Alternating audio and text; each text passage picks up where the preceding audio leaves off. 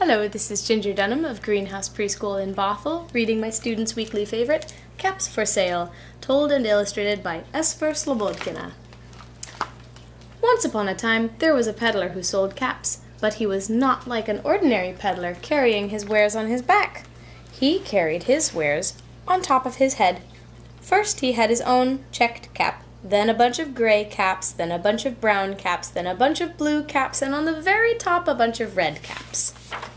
He walked up the street and down the street, holding himself up very straight so as not to upset his caps. As he went along, he called, "Caps! Caps for sale! 50 cents a cap!" One morning, he couldn't sell any caps. He walked up the street, he walked down the street, calling, "Caps! Caps for sale! 50 cents a cap!" But nobody wanted a cap that morning. Nobody wanted even a red cap. He began to feel very hungry, but he had no money for food. "I think I'll go for a walk in the country," said he, and he walked out of town slowly, so as not to upset his caps. He walked for a long time until he came to a great big tree. "That's a nice place for a rest," thought he. And he sat down very slowly under the tree, and he leaned back little by little against the tree trunk so as not to disturb the caps on his head. And then he put his hand up and checked if they were all straight. First his checked cap, then the gray caps, then the brown caps, then the blue caps, and then all the red caps at the very top. They were all there, so he went to sleep, and he slept for a long time. When he woke up, he was refreshed and rested. But what's wrong? But before standing up, he felt with his hand to make sure all his caps were in the right place, and all he felt was his own checked cap. He looked to the right of him, no caps. He looked to the left of him, no caps. He looked behind him, no caps. He looked around behind the tree, no caps.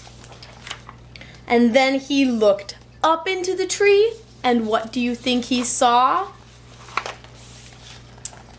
On every branch sat a monkey, and on every monkey sat a gray, brown, blue, or red cap.